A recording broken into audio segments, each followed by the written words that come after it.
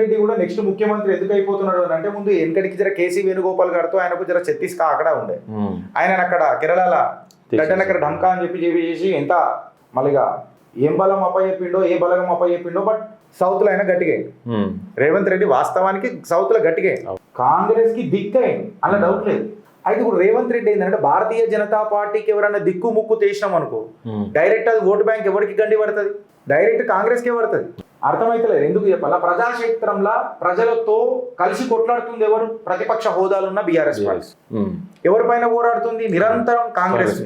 అసలు ఈ మొత్తం సినారియోలో కనబడతలేదు ఎవరు, భారతీయ జనతా పార్టీ. ఇప్పుడు బీజేపీకి ఒక ఫేస్ వచ్చింది అనుకో, హేమంత బిశ్వా శర్మ లాగా ఒక ఫేస్ వచ్చింది అనుకో, ఓట్ షేర్ ఎవరికి తగ్గుతుంది, ఫస్ట్ కాంగ్రెస్.